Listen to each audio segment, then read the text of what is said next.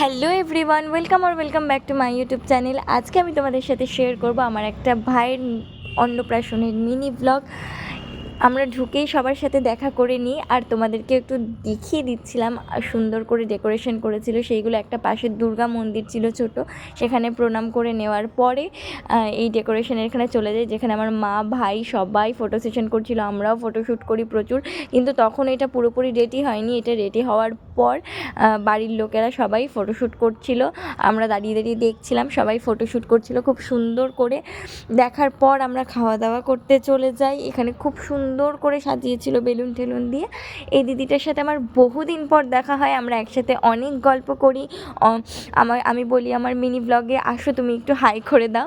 দিদিটা high করে দেয় সুন্দর করে মিষ্টি করে। তারপর আমি সবার সাথে কথাবার্তা বলি, আমার যত রিলেটিভসরা ছিল সবার সাথে দেখা হয়, সবার সাথে গল্প করি।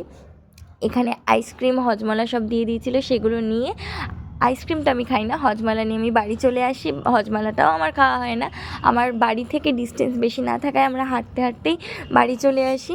আসার পর আমি ভীষণ টায়ার্ড হয়ে যাই, টায়ার্ড হয়ে আমি শুয়ে পড়ি। তোমাদের সাথে নেক্সট পার্টে শেয়ার করব যে আমি কী কী খাওয়া দাওয়া করলাম ওইখানে। আজকের জন্য এইটুকুই, দেখা হচ্ছে নেক্সট কোনো মিনি ব্লগে। টাটা।